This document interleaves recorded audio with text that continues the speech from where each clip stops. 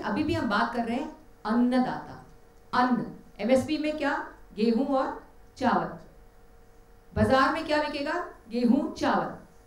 अब पेट भरने से पोषण नहीं पूरा पड़ रहा है, इसका मतलब ये नहीं कि पेट नहीं भरना है, अन्न चाहिए, गेहूं और चावल चाहिए, लेकिन बेसिक समस्या, मूल समस्या जो हमको समझ में आ रहा है वो गेहूं और चावल और अन्न की नहीं है, या उस अन्न की नहीं है जिसकी हम एमएसपी से बात जोड़ के हम कह रहे हैं कि बाजार को जरूरत है।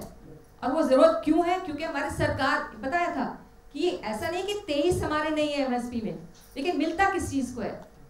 वो मिलता है गेहूं और चावल को। और वो क्यों?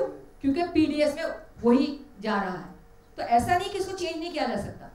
तो सबसे पहली बात तो ये है कि ये हमने देख लिया कि हमारे ही घर बार में सबसे ज़्यादा कुपोषण मिलेगा, हमारे ही बच्चों में, हमारी ही महिलाओं में सबसे ज़्यादा खून की कमी, सबसे ज़्यादा कुपोषण।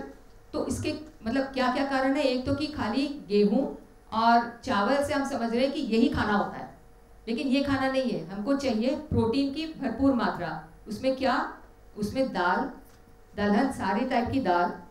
उसमें जो चना की बात हुई थी कि चना को क्यों नहीं उबाल रहे एमएसपी में हम, उसमें जो हमारा जिसको मोटा अनाज कहा जाता है, जिसको हमको कहना चाहिए पौष्टिक अनाज, जो सारा कोदो, कुटकी और सब कुछ जो हम रागी वागी जो सब जगह अपना खाते हैं, इसको क्यों नहीं एमएसपी मिल रहा? इसके लिए तो कानून भी है, नेशनल फूड सिक्योरिटी एक्ट जो है हमारा, जो खाद्य सुरक्षा कानून है, उसमें कहा गया था कि पीडीएस में सबको ये भी मिलेगा, लेकिन यही सबसे नीचे रहा, सबसे पीछे रहा।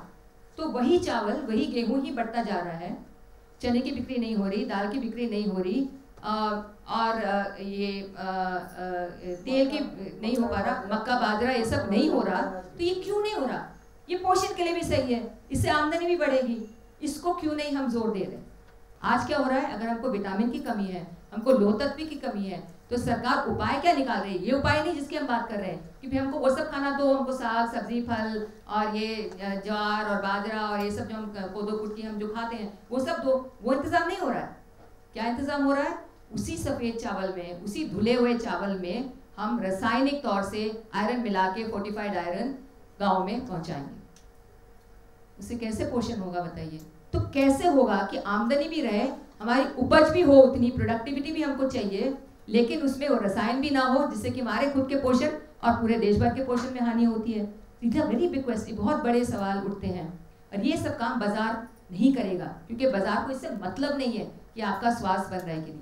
बाजार को इससे मतलब है कि वो आप मुनाफा कैसे उसी चीज़ों से कमा सके।